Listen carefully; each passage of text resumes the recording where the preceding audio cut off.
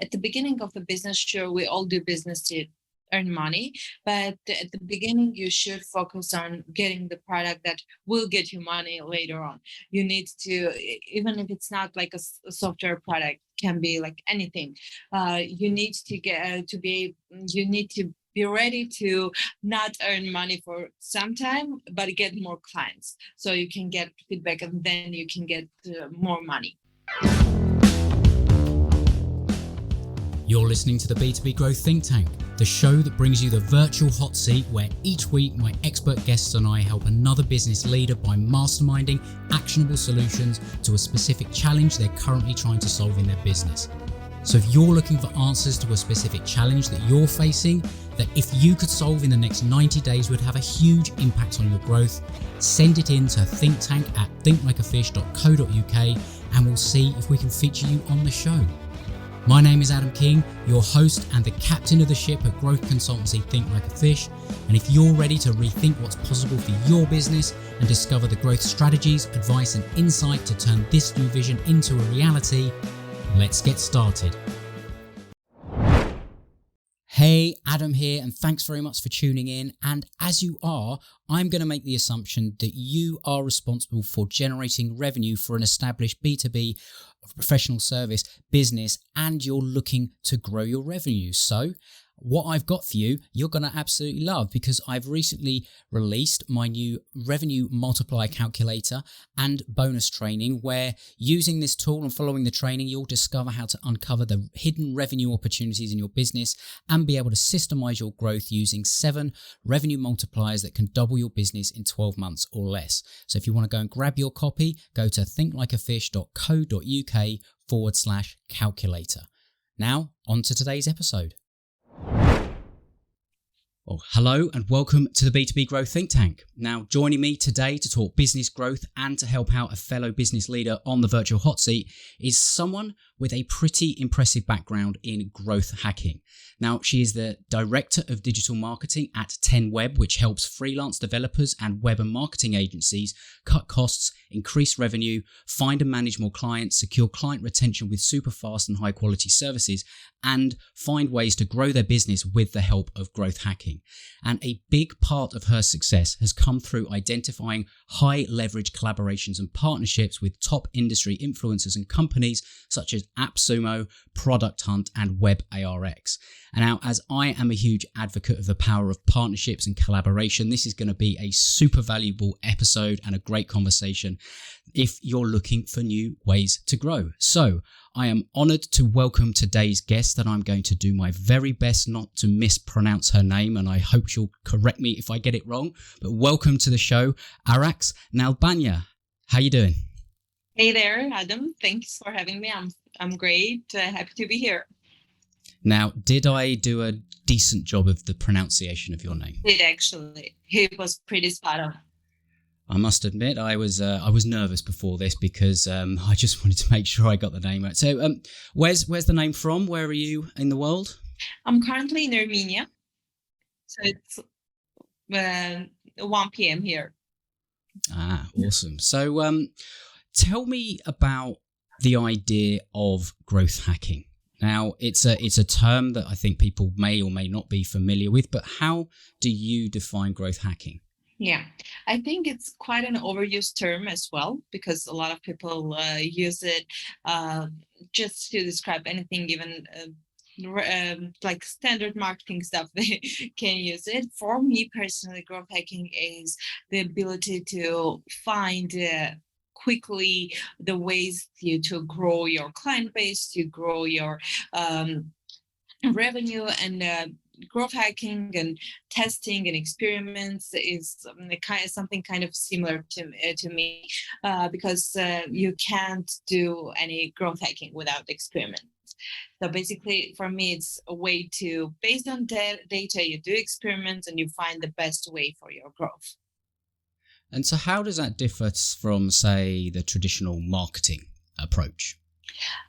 Because growth hacking are quite quick. Usually in traditional marketing, we can see that making like ideas, validating them, and implementing them can usually takes time.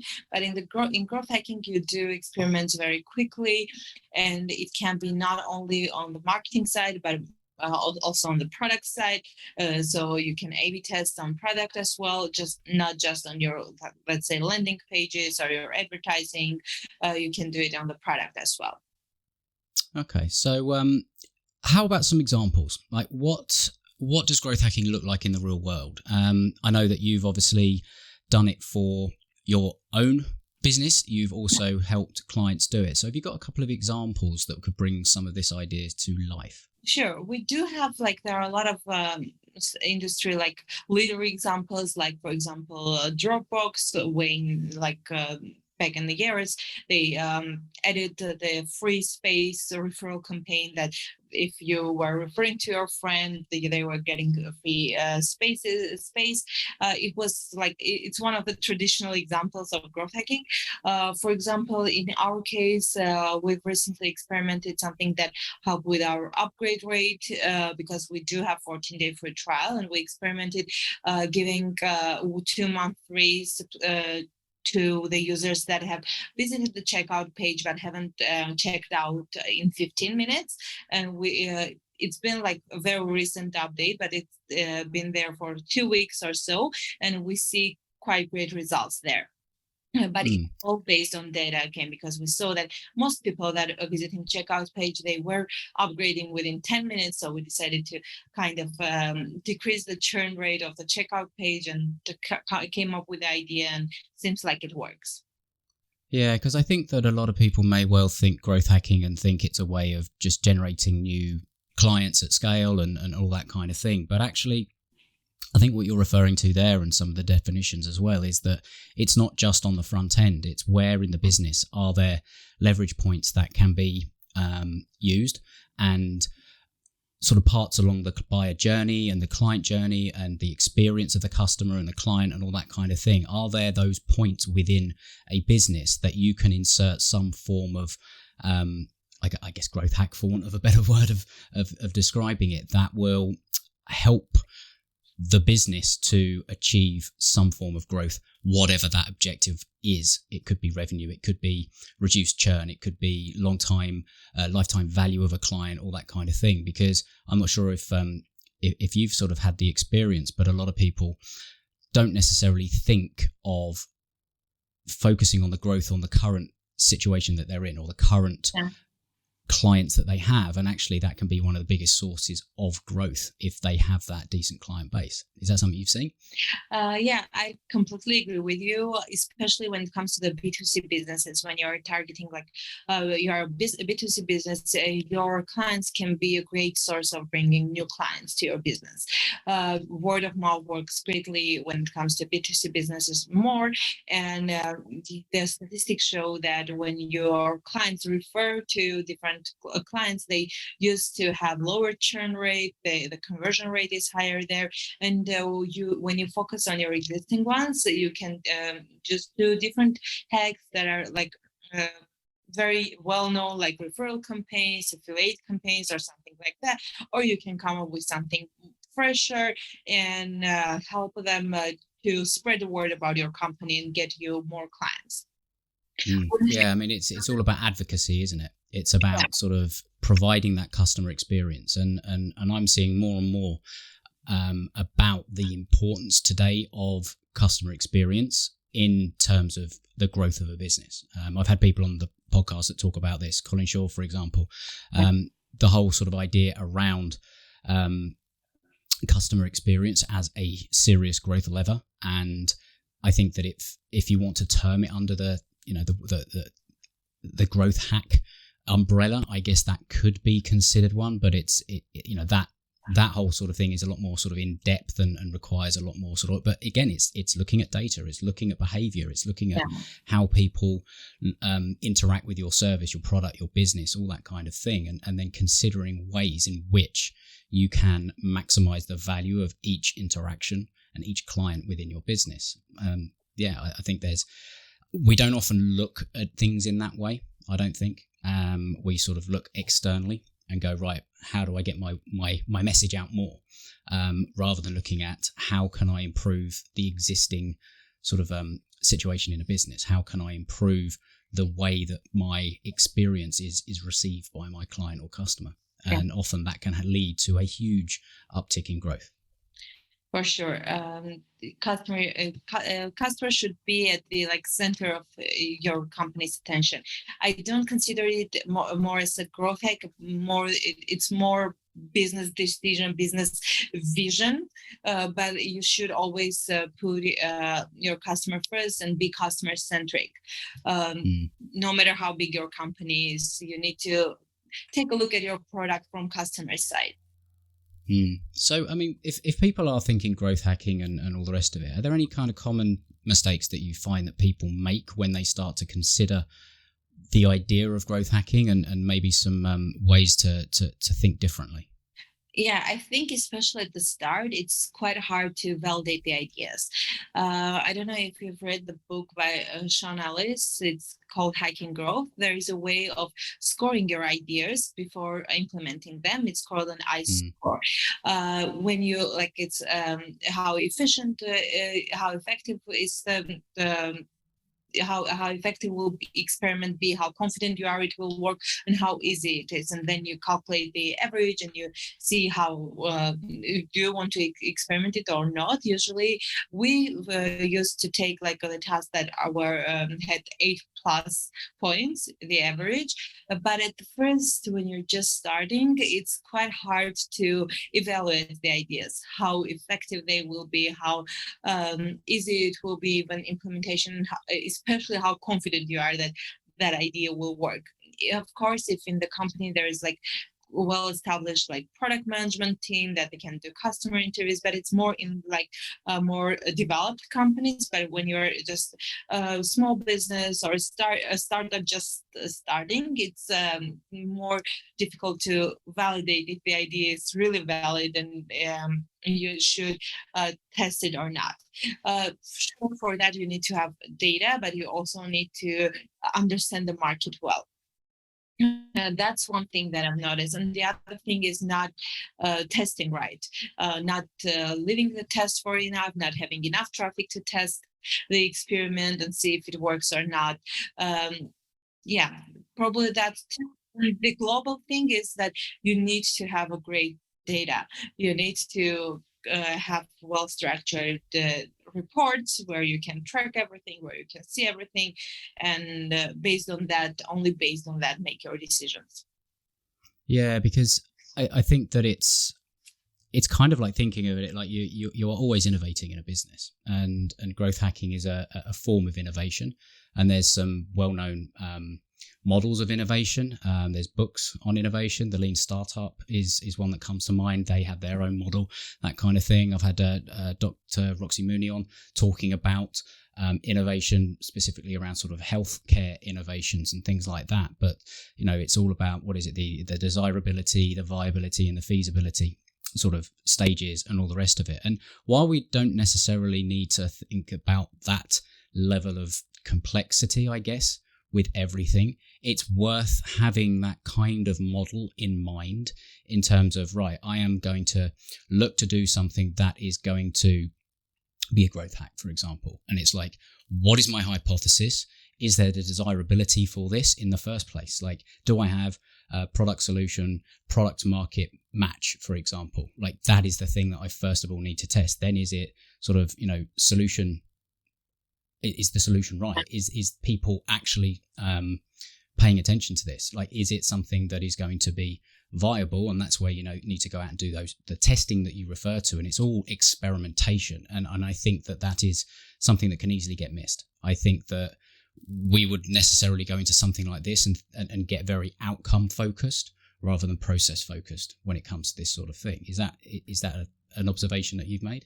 Yes, I completely agree with especially with the experiment and the outcome part, because when implementing, when it comes to the growth hacking and testing something, you can just quickly do let's say an MVP version, and just do the test. And if it works, if the outcome is great, then you can just make it better and better and better. But just focus on the outcome and based on data. Yeah, and I think that one of the things that we don't necessarily sort of think about is when it comes to this, it's kind of like you're not trying to have the complete end solution when you're doing this sort of thing. You are literally going through the test, iterate, repeat, optimize process in that way. I think that can be quite difficult, especially if you don't, as you've said, like have the whole product marketing teams and you're maybe sort of a little bit small. That comes with its own advantages because you are a bit more agile with that. You can just try things. If you're, you can go to your network, you can go to your LinkedIn network, you can go and just talk to people very, very quickly and just kind of ask them questions quickly and sort of find things out. And one of the best ways to test and validate an idea is simply come up with a powerful offer and something that is going to be very much irresistible to the end user or the client or something like that, and just simply ask them, is this something that you'd be interested in? Like, is this something that would work for you? Can you see this fitting into your business, your life, wherever that may well fit? And that is a way of testing. Like, that can be done very, very simply.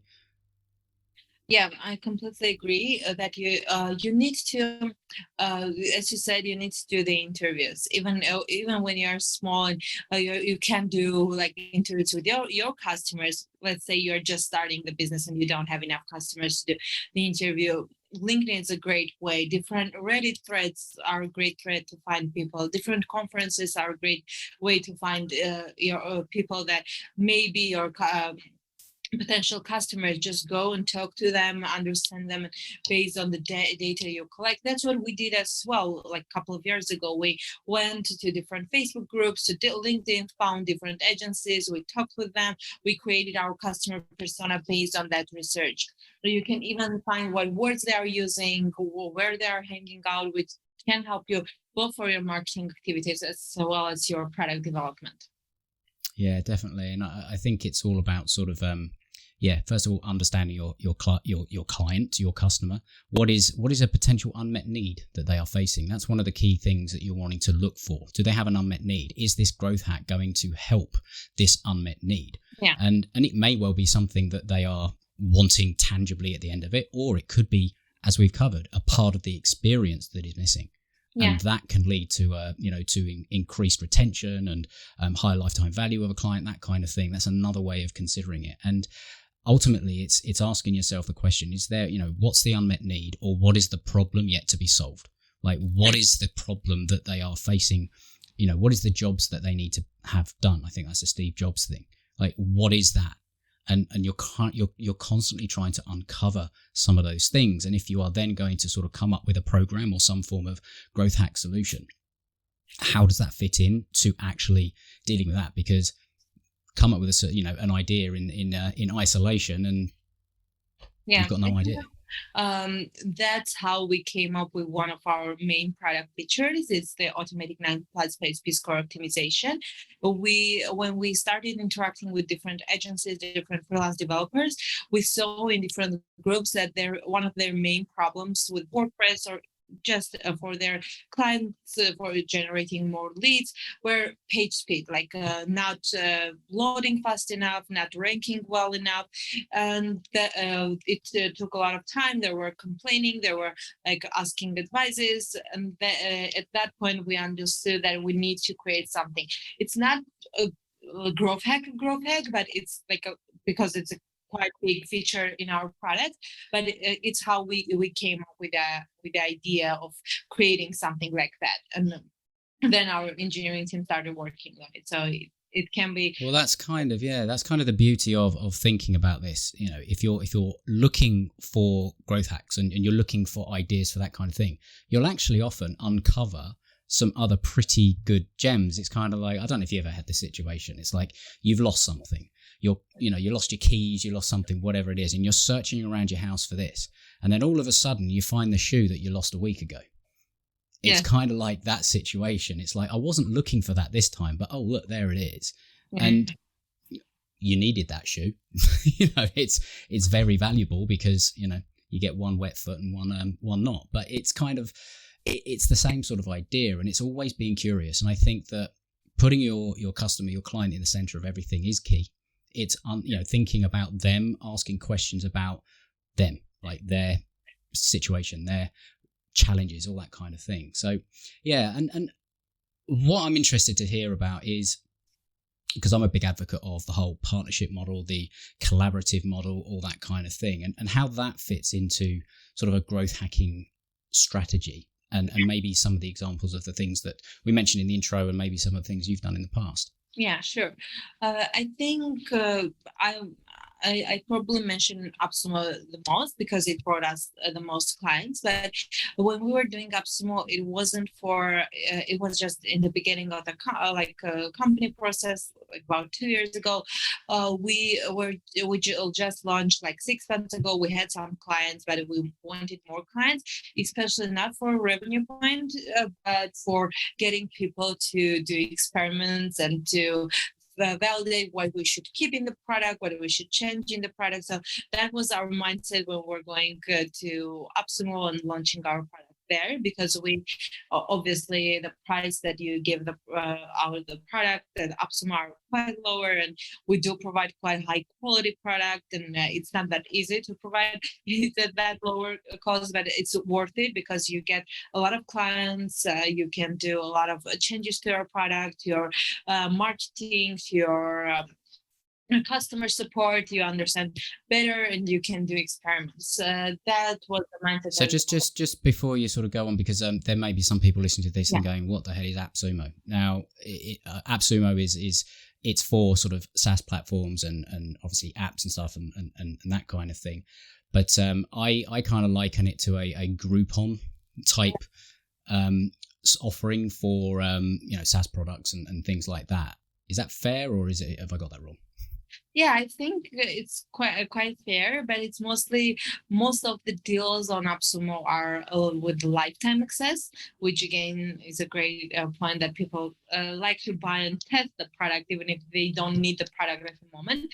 And the great thing is that a lot of people there are quite early adapters and they're quite tech savvy. And so if your clients are tech savvy people, it can be very helpful for you. The key thing to understand is that AppSumo have the audience. They have people that, companies like yours, people that have these sort of early stage SaaS products, they have the audience, they have the distribution, and they have the type of audience you've said, like the early adopters that are going to get in and use these things and sort of, test them and break them and give you feedback and all that kind of thing, which would be incredibly difficult to just go out to the open market and find those, with your own sort of marketing and that kind of thing. And am I right in saying that as you say, you give away sort of lifetime access and things like that, and obviously maybe more attractive pricing, and obviously AppSumo sort of take part of the sale and all that kind of thing. But it's been worth it for you guys, is that correct? Yeah, for sure. Again, not revenue wise, but for getting a lot of clients and getting a lot of feedbacks, and based on that feedbacks we have improved product a lot, and I mean a lot, and we've come up with new features. We've been able to do different experiments, and it really helped for further developing our company. And even if you're sort of like listening to this and thinking, well, I'm not doing an app or anything like that, like it's the principle behind it that is the same thing. It's kind of like if you are launching some form of new service, or you are just looking to grow and expand, this is an incredible way of thinking about how to almost overnight potentially gain access to exactly the right kind of people that you are looking to attract, without needing to go and sink, potentially millions. These kind of companies, they've spent millions developing their platform, their audience, their network, all that kind of thing. They've spent money on advertising. It's kind of like they've got, and obviously this is a model that AppSumo run, but there are just other businesses out there. They'll have what's known as sunk cost assets. They've spent money on generating leads. Yeah. Most businesses, they have a pretty average lead conversion rate. I mean, anything from sort of like 4 to 6%. Yeah. But that means if you've generated and spent a lot of money on, say, 50,000 leads, you've only ever converted 4 to 6%. There's a lot of sunk cost in the business there. So how can you go and find another business or potential partner with something like that sunk cost asset that they have, and partner with them?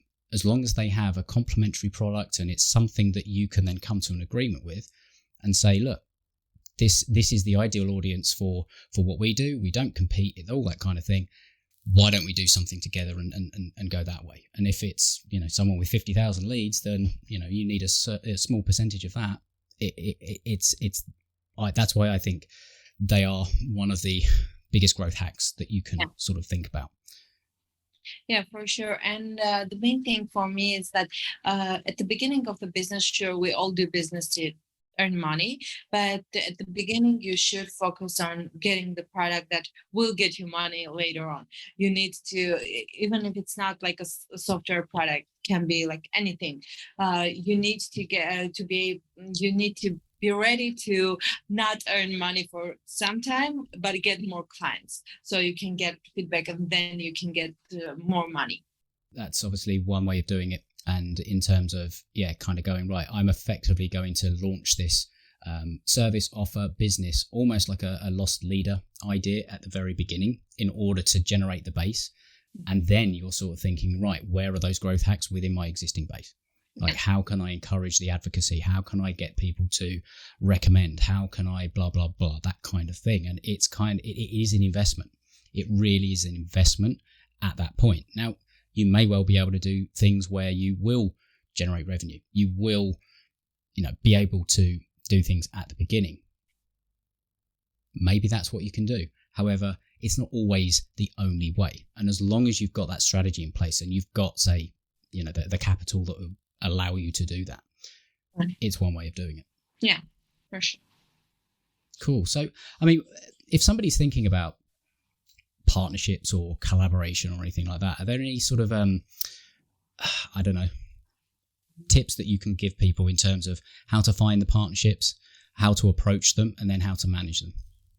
Yeah, first of all, just take a look and deep dive research and find companies that you really want to work with. That companies, first of all, you need to take a look if the company has the leads that they will provide you. They are the leads that you are seeking for. First of all, you need to have your ideal customer. You need to see if your ideal customer matches those leads. And the one thing that I would like to mention as well, that a lot of companies they pay attention to the quality of the leads, but they rarely pay attention to the company image, because now you're a small company, but you want to grow. You're just starting, and you need to start thinking from the beginning of which companies you partner with. What are their reputation in the market? Just think ahead and just check the company very well. Just search and see what people talk about them in the forums. Take a look at different review websites. Just deep dive and see what's the company's reputation, because you are tying kind of your name with that company, especially when you're just starting. A lot of people will remember you from that part, and they will associate you with that company. That's a critical piece of advice that I think that if you are thinking around this, that you really do need to consider. It's not a short-term hack, really. It's a longer-term hack, for want of a better way of thinking about it, because it's not only that your reputation is being kind of tied to that company, it's also that you will be because it can work the other way. If you're recommending other businesses and that kind of thing, it's like you need to put your client again at the center of it, and you need to be asking your questions. Is this a reputable company? If I was to send my clients to this company, would they treat them well? Would it reflect good on me? Because, the spread of bad messages on every social media site, every review site, everything like that. There used to be that old adage, if there's no such thing as bad publicity. Well, I fundamentally disagree with that these days, because if you screw it up and all you're doing is getting negative review, it's going to hurt you. That is not good publicity. Yes, for sure. Nowadays, with the speed of the information, it's you need to be very careful because whatever, just even for a minute, there is a post on the web. Even if you delete it, it will stay still here, there, and it will pay. A lot of it will be very painful to get out of it later on. So be very careful with partner with. And that's why things like, case studies, testimonials, reviews, all that kind of thing are vital today, because that is the voice of the customer. And that's a growth hack, if you want to think about it. Like, how can you improve your conversion rate? Well, increase the number of success stories that you get from clients, increase the number of testimonials, increase the number of reviews, and build that into your process, because I don't think necessarily people consider these sorts of things as they're sales enablers. Like, they are pieces of sales content that can be used throughout different parts of the buyer journey, and the small incremental improvements on each site, each part of that journey, will ultimately compound into bigger growth. Yeah. And maybe there's things in there that can again, you're finding out about what people think about you, like their troubles, their struggles, what things were like, what their situation was before, how it felt to go through the process of solving the problem, how things are afterwards, all that kind of thing. And it's a storytelling process, and we still, no matter how evolved we are, we relate to stories. Like, that is what we relate to. And that's a huge piece in there. So, really, really interesting sort of points and thoughts there. So what I want to do is sort of move on to today's virtual hot seat. Hey, it's Adam. Now, just a quick one before we dive into today's virtual hot seat, because as the core philosophy behind the show is a rising tide lifts all ships, I'd love to invite you to come and hang out with me, my guests, and other business owners and directors of established businesses with a track record of providing good, solid service and a positive reputation in their market inside the B2B growth think tank community, where we all connect, solve problems, and help each other grow more profitable businesses. It's free to join, so come along, join us at thinklikeafish.co.uk/think tank group. I look forward to welcoming you, but first, let's get to today's virtual hot seat. And what we'll do is have a little look at this challenge that has been sent in by a listener. Today's virtual hot seat challenge is coming from someone that's a solo consultant. And what they're saying is that I'm experiencing a challenge where I'm doing different things for different clients. And the clients are random and they're not in the same vertical. My question is how to address this challenge when my network, which is referring clients to me, exists in multiple different verticals. What are your first thoughts when you hear that? Been there, done that. I worked at agencies, and that was one of the most annoying things for me personally, that you work with different companies in different fields. Actually, it's better to try to focus on less. Like if you are the one who's getting the clients, if you're a freelancer or an agency owner, I would suggest eventually to go with like 1, 2, or 3 segments and choose clients from those segments, because no matter how hard you try, how big is your company, it's very hard to do e-commerce, do real estate, they're completely different fields. Each field requires different approaches. So at the end, I would suggest to choose path, choose which one you want to go with, where do you have most experience, and just have ground rules for each one. Just have knowledge for each category of the client that you're working with. If you go all over the place, it will always be hard to have enough knowledge. I've done a lot of work in different agencies. I've done e-commerce marketing. Now I'm doing startup marketing. It's all very different. Sure, there are techniques are same. You're setting up it's the same technically, but there goes so much things there that you won't be able to be very good at it if you don't focus on at least at max 3 different fields. Yeah, and I think that sort of reading into this, I think that is what they've identified. and they are wanting to go into it. And I think that, first of all, the thing that came to mind was, well, you're obviously delivering something that's valuable because you're having people in your network refer. And that is always a good sign that you deliver value and that there is, it's a validated offer. It is something that people want and all that kind of thing. And you're obviously doing a good job of making it easy for people to refer you. Now, obviously, we don't know how many referrals they're getting and all that kind of thing. So I think to sort of consider the root of the challenge, I think it's the first thing is all the things that you've said is like, have you actually sat down and gone, this is where I want to specialize? Yeah. Like, that's the first thing to consider, because unless you know what that is, you cannot then start to almost educate your referral sources in terms of the kind of clients that you do your best work with. Because there's sometimes nothing worse than sort of receiving a referral and knowing it's completely wrong and then having to have that sort of awkward, I don't know if this is the right person, but there's a great referral source. I don't know how, how much social capital is sort of in this and all that sort of stuff. So I think it's important to really sort of think about that. And once you've got that, one of the things that I consider doing is just sort of contacting all the people that have referred to you in the past and just simply having a conversation and sort of, just saying thank you. Like, there's the first thing. Thank you very much for sending me these referrals. They've been fantastic. One thing I just wanted to let you know is that I am focusing the way that I or the direction of my business. So I want to make sure that the referrals, if you're continuing to send them, I want to make sure that I'm going to be able to do my best work for them. So here is where I am. Like, that's something that you can do.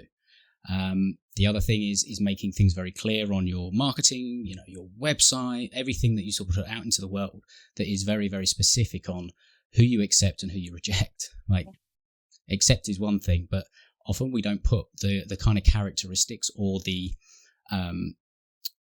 I guess the things that you would reject in a client. Yeah. Like, it's not always upfront. If somebody is just, for example, if they are a startup business and you only work with established businesses, like, you would reject a startup business. Yeah. A business in, the first 2 years of their existence, for example, like, that is something you would have to reject because you may know that over time you've not been able to get the same level of result potentially that you can with others. It's just an example. It's not saying that you should never work with startups, but it's one of those examples. Does that sort of bring anything else to mind? Have you sort of seen things like that happen and been through a similar kind of exercise? Yeah, basically what I wanted to add to what we just said is when choosing what companies you're working with, what fields you're working with, always ask yourself how scalable that field is. Let's say in 2 years and 3 years, how many clients, customers will you be able to have if you go with this direction and not that direction, and keep that in sync with your own goals and choose where you want to go. And the last thing that sort of comes to mind for this person is an idea that may or may not be appropriate, but if they've got a pool of people making referrals, then it potentially means that you've got a group of people that you could also bring together and, whatever you want to call it, a community, a mastermind, a referral network, whatever it is. And if you're the one at the center, I call this, as part of my process, the network maximizer, but it is where you're the one that is sort of like connecting. So not only are you potentially going to generate more revenues for more referrals for yourself, but you are also you put yourself in the leadership position of then connecting all of your other referral sources. But if you are now looking to go in a very specific way, you can get very specific with the kind of verticals or the referral sources you've had in the past that you invite into that. And maybe you do something as simple as a Zoom conversation once a month, once every quarter, whatever that may well be, where you just discuss things that are going on in the business. What are you looking for help with? Are you looking for things, that kind of stuff? And you're the sort of connector between that. And what that will do is that will position you as that leadership role, and you will ultimately, I've found more people will start sort of reaching out and connecting and referring and all the rest of it. But then you're not keeping it to yourself. My philosophy is a rising tide lifts all ship. So we're also can you do something like that? And there as well. Absolutely. So there's some sort of ideas, and I think that the core one is you've got to make the decision yourself before you can even start to accept or expect other people to be only sort of referring the right kind of people to you. And then you have to take the leadership role in actually educating and talking to people about the things that you do and the kind of people you help and the kind of results that you actually help them achieve. And that would be one of the first two steps, and then maybe considering the idea of that sort of referral network, that mastermind group, whatever you want to call it, because that could be incredibly powerful. That could be the only marketing or sales or business development you ever need to do, because it's that powerful. That is a growth hack, by the way. It really is. Thank you very much for that. I do enjoy doing these and sort of bouncing the ideas. So I hope that has been helpful for not just who sent this in, but also everybody listening. So before we go, I want to ask you a little bit about 10Web. What is 10Web? What is the problem it solves? And all that sort of stuff. Sure. Thank you. So basically what we do, we are an automated WordPress platform. We basically try to automate all the necessary aspects that agencies, freelance developers, have on their daily manual tasks and make them focus on more like their business growth by helping automating different aspects of website development, website management, and website optimization. As I've already mentioned during the talk, one of my personal favorite features is our automated 90+ page speed optimization that just optimizes your websites with just one click, and you get very high page speed score. Their clients get more higher rankings, more clients, and your website, your clients' websites will be hosted on 10Web. And our platform is our servers are on Google Cloud, so the hosting is quite fast, quite secure. And the other thing, if you want to build a new website for your client, you want to experiment. We talked a lot about experiments. We've launched about 6 months ago AI website builder, where you can get a website by just copy pasting a URL and getting a copy of your website of a website without copying the code. So you have a template. Infinity template that you can do A/B tests on and see what works for your clients. It's basically we're automating that processes for agencies, for freelancers, so they can just focus on their business growth and get better results for their clients. And it's interesting. So this is something that you provide to other businesses, agencies to implement for their clients, right? Yeah, so it doesn't necessarily. Does it go to end users? So that can be obviously bought directly. Or? We do have 3 plans. We do have 1 website plan, 3 website plan, and 10 and more website plans. And end users can, if they are tech savvy and they prefer WordPress, they can use it as well. Our AI builder is quite easy to use. You just, as I said, copy the URL, or even in the migration, it's quite easy as well, getting 90+ page speed score.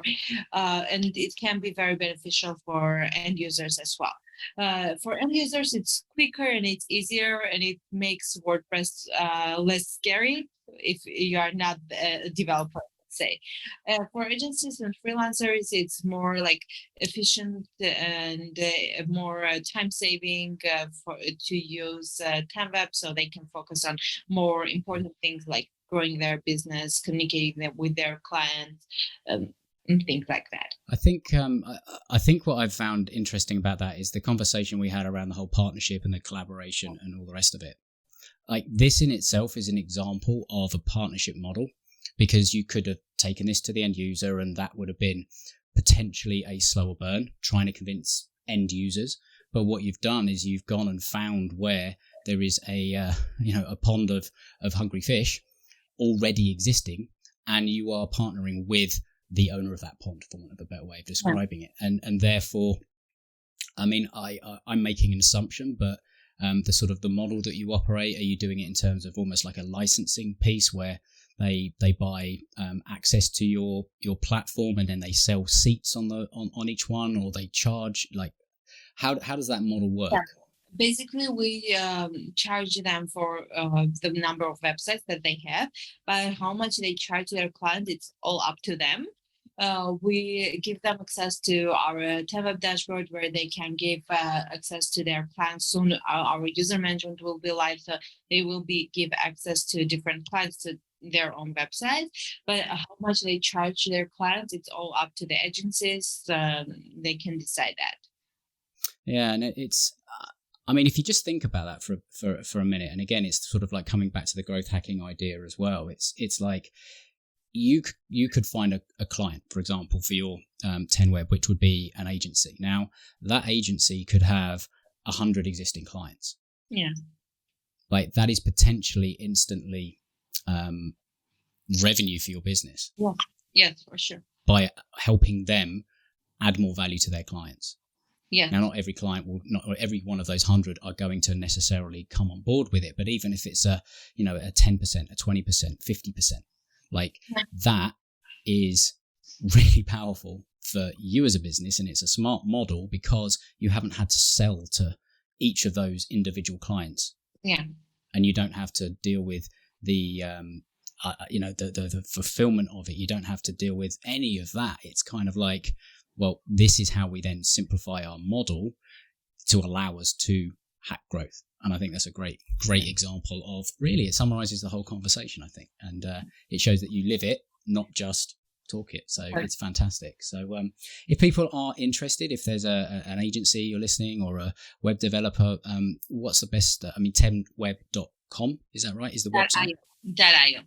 .io, 10web.io, if you want to go and check it out and have a look. Reach out on LinkedIn? Yes, they can always reach out on LinkedIn to me directly. They can always talk to our support team via chat. We do have 24/7 live chat support with the real agents.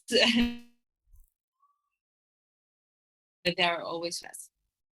Awesome. And yes, I will leave the link in the show notes, because we won't ask you to spell your name if they want to go and find you on LinkedIn. But yes, we will do that. But it's or spell your first name. It's probably one of the few. and 10 web. So it's ARAKAS. ARAKS. Sorry. Yeah. Yeah. Now you can see why I was nervous about pronouncing it. So it's been a great conversation. Thank you ever so much for joining me. Is there any sort of final words of wisdom, any thoughts, anything that I haven't asked you that you wanted to sort of cover off before we say goodbye? Yeah, I basically would like to suggest, give an advice to everyone to just always pay attention to data. Never forget about data, and do tests for sure. That's one of the main things where you can actually hack the growth. Definitely. And maybe we should all start going to work in a white lab coat just to remind ourselves of that. So thank you very much. This has been a great conversation. I thoroughly enjoyed it, and I hope everybody listening has too. And have a great rest of your day, and we'll speak soon. Thank you. So that's it for this episode. I hope you found it valuable. I hope you got some great ideas that you can take away and apply to your business to help you grow. If you did, please share it with somebody else that might also find this valuable, because they will thank you for it. Also, to let you know that I have a podcast gift page where I put a lot of resources that I love to share with my listeners. You can find the links to join the Facebook community there, and you can get my book, The Conversational Relationship Marketing, and the audiobook version, all for free, plus a number of other resources I'll be adding over time on that page. So make sure you head there to thinklikeafish.co.uk/podcast gift, and you can help yourself to the things that make most sense to you. And if you have enjoyed the show, please make sure you're subscribed. You'll get updated as the new episodes come out. And finally, last favor, please consider giving the show your honest rating and review on Apple Podcasts. I read every single one. They mean the world from me. I love hearing from my listeners, and it does help others find the show as well. So if you want to go and do that, I'd really appreciate it. But until next time, have an awesome day, and we'll speak soon.